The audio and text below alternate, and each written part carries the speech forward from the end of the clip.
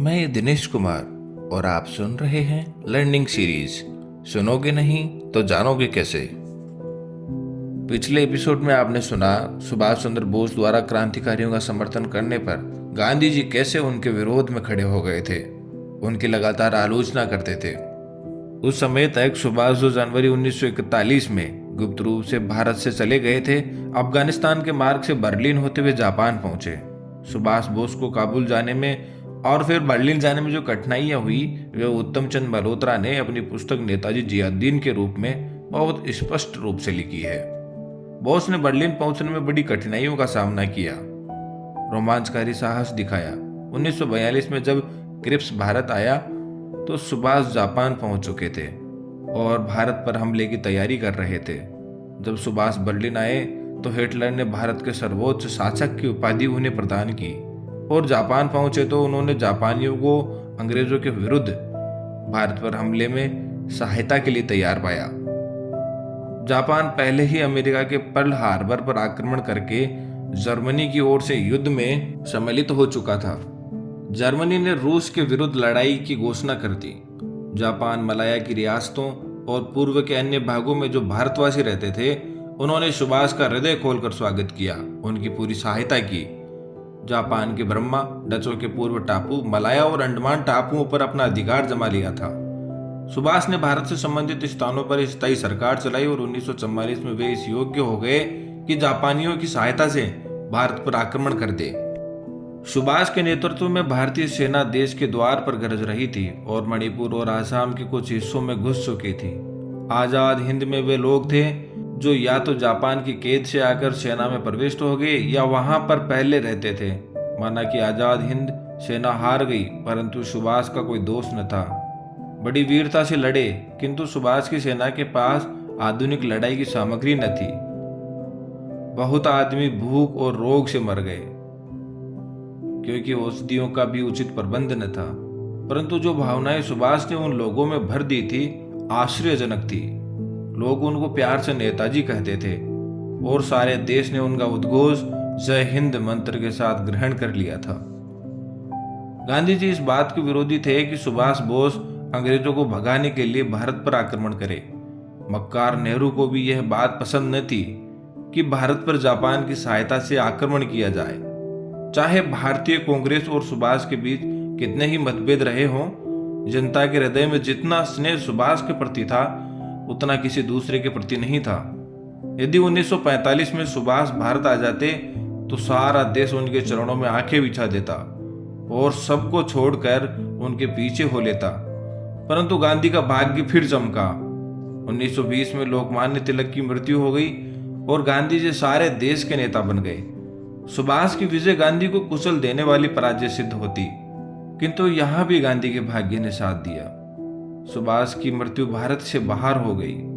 तब कांग्रेस के लिए यह सरल हो गया कि सुभाष और उनके साथियों की प्रशंसा करें और आजाद हिंद सेना के जिन 3 अफसरों पर लाल किले में मुकदमा चलाया जा रहा था उनको बचाने का यत्न करके सुभाष प्रेमी बनकर प्रशंसा प्राप्त करें।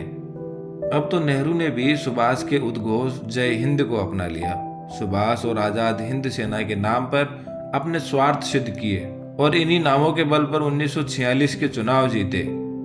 इसके अलावा उन्होंने आश्वासन दिया कि हम पाकिस्तान का विरोध करेंगे।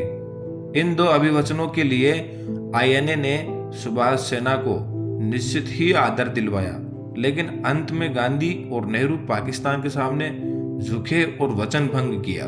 मुस्लिम लीग देश की शांति को भंग कर रही थी और हिंदुओं पर अत्याचार कर रही थी। ऐसा मालूम होता था कि लॉर्ड वेवेल का इन बातों से कुछ संबंध नहीं है। कांग्रेस इन अत्याचारों को रोकने के लिए कुछ करना नहीं चाहती थी क्योंकि वह मुसलमानों को प्रसन्न रखना चाहती थी।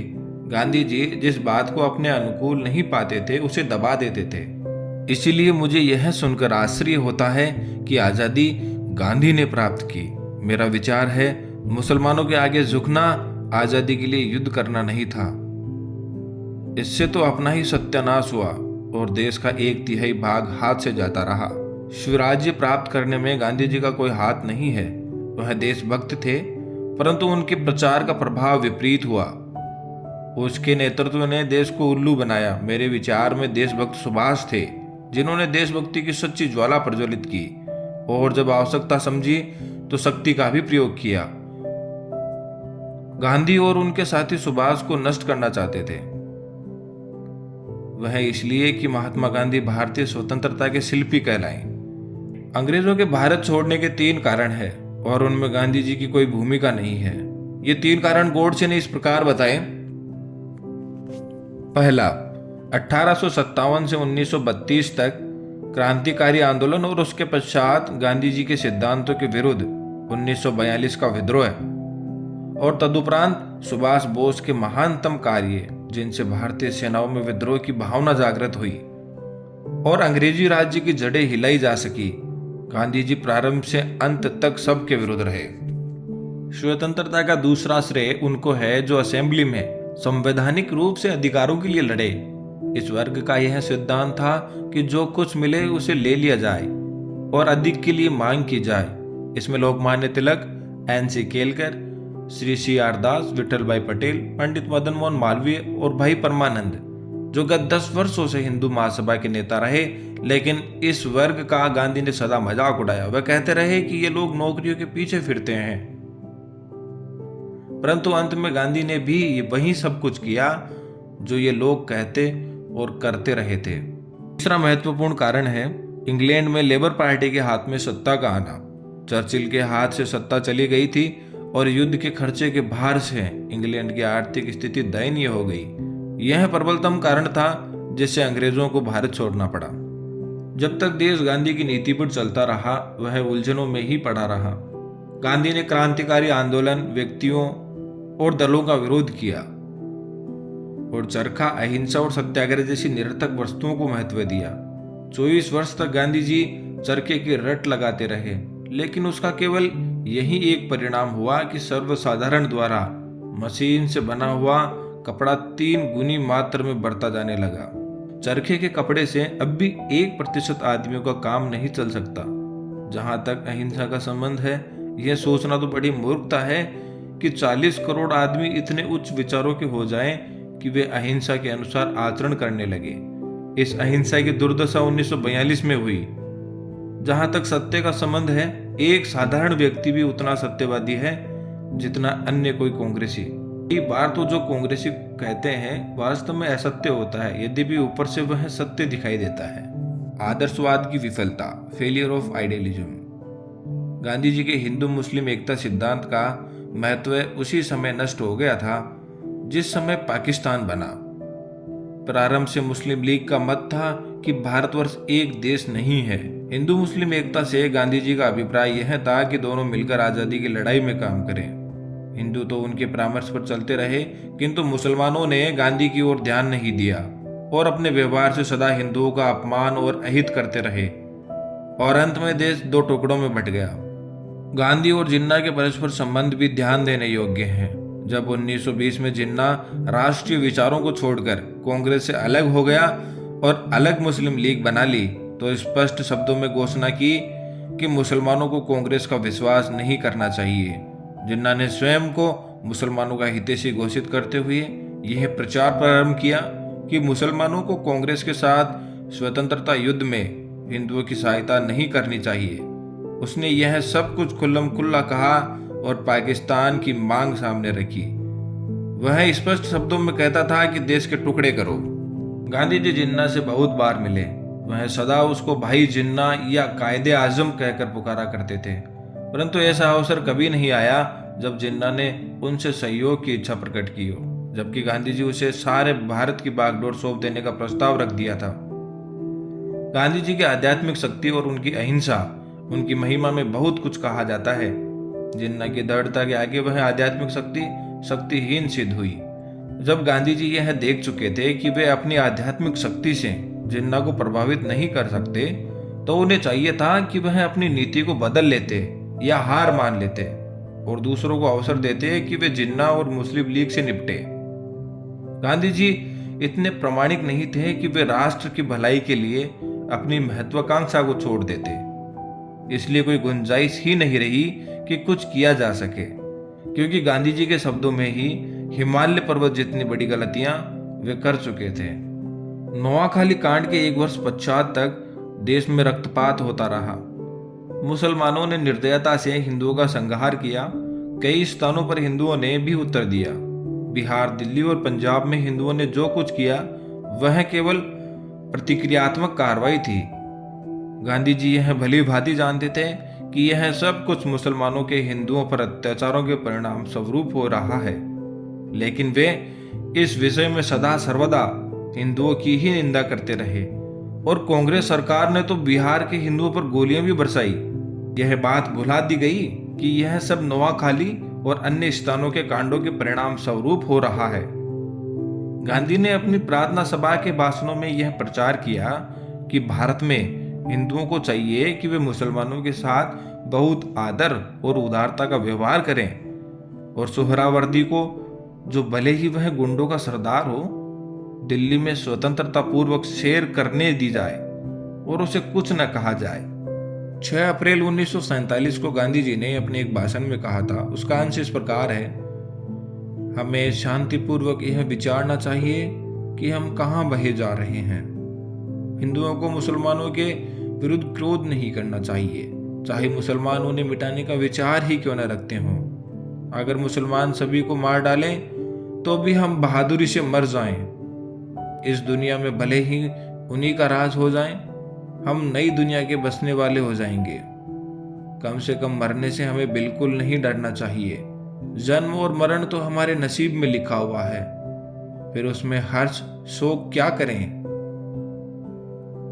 अगर हम हंसते हंसते मरेंगे तो सचमुच एक नए जीवन में प्रवेश करेंगे, एक नए हिंदुस्तान का निर्माण करेंगे। 23 सितंबर 1947। इस दिन भाषण में गांधी ने कहा, मेरे पास रावलपिंडी से जो भाई आज मिलने आए थे वे तो तगड़े थे, बहादुर थे और व्यापार में दक्ष थे। मैंने तो उस भाई से कहा, आप शांत रहें, और आखिर में तो ईश्वर बड़ा है। ऐसी कोई जगह नहीं है जहां ईश्वर ना हो। उसका भजन करो, उसका नाम लो, सब अच्छा हो जाएगा। उन्होंने पूछा, वहां पाकिस्तान में जो पड़े हैं उनका क्या करें? मैंने कहा, आप यहां आए क्यों? वहां मर क्यों नहीं गए? मैं तो इसी चीज पर कायम हूं कि हम पर जुल्म हो तो भी हम जहां पड़े हैं वहीं पड़े रहें और मर जाएं। लोग मार डालें तो मर जाएं, यह न कहें कि हम क्या कर सकते हैं। मकान नहीं, कुछ नहीं, मकान तो पड़ा है। धरती माता हमारा मकान है, ऊपर आकाश है। जो मुसलमान डर से भाग गए उनके मकान पड़े हैं, जमीन पड़ी है। तो क्या मैं कहूं कि आप मुसलमानों के घरों में चले जाएं? मेरी जुबान से ऐसा नहीं निकल सकता। मुसलमानों के घर जो कल तक थे वे आज भी उनके हैं। उनमें जो हिंदू शरणार्थी हैं वे अपने आप चले जाएं। मैं आपको यह परामर्श दूंगा कि सिख और हिंदू शरणार्थियों को कहें कि वे पुलिस और सेना की सहायता के बिना वापस पाकिस्तान में अपने स्थान पर जाएं। जो लोग पंजाब में मर चुके हैं, पाकिस्तान वाला, उसमें एक भी वापस नहीं आ सकता। हमें भी अंत में मरना है। यह सच है कि वे कत्ल कर दिए गए, लेकिन कोई बात नहीं, बहुत से हैजे और दूसरे कारणों से मर जाते हैं। यदि वे कत्ल हुए होते तो वीरता से मरें।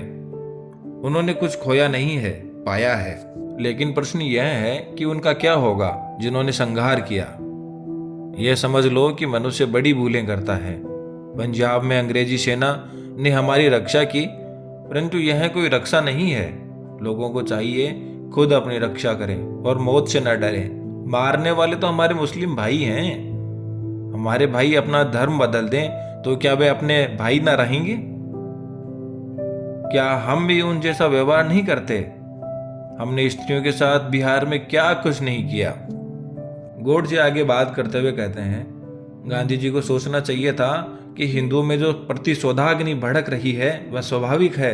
मुस्लिम प्रांतों में हजारों हिंदुओं को केवल हिंदू होने के कारण मार दिया गया और सरकार इन भाग्यहीन लोगों की मदद और रक्षा के लिए कुछ न कर सकी। तब क्या यह संभव है कि हिंदू प्रांतों में जोश न आए और पीड़ा ना हो? इस प्रकार का जोश तो प्रत्येक व्यक्ति को आना चाहिए। केवल इस ध्येय से हिंदुओं ने मुसलमानों के साथ कठोर व्यवहार किया कि ऐसा करने से पाकिस्तान में हिंदुओं की रक्षा हो सकती है। जब हिंदुओं ने देखा कि भारत सरकार पाकिस्तान के हिंदुओं की रक्षा करने में अयोग्य है, तब उन्होंने स्वयं यह कार्य करने का निश्चय किया। पाकिस्तान में जो अत्याचार हुए उनसे प्रतिशोध की भावना फैलना उतना ही स्वाभाविक था जितना स्वाभाविक अन्य अवसरों पर दया होती है। बहुत से आंदोलन केवल इसी प्रकार की भावनाओं से सफल हुए हैं। प्रतिशोध की भावना लोगों में न आए तो समाज से अत्याचारियों का अंत हो ही नहीं सकता। भारत के प्राचीन इतिहास, रामायण और महाभारत की घटनाओं और आधुनिक इंग्लैंड, अमेरिका, जर्मनी के संबंधों में यही एक भावना पाई जाती है। चाहे यह अच्छी हो या बुरी, यह मनुष्य के लिए अनिवार्य है। मैं पहले बता चुका हूं कि भारत की राजनीति में गांधी जी ने स्वतंत्रता प्राप्त करने के मार्ग में किस प्रकार बाधाएं डाली। वे अपनी नीति पर दृढ़ नहीं रह सका। उसका व्यवहार युद्ध में तो ऐसा था जैसे उन्होंने सब कुछ बिना सोचे समझे किया हो। वास्तविकता भी यही थी।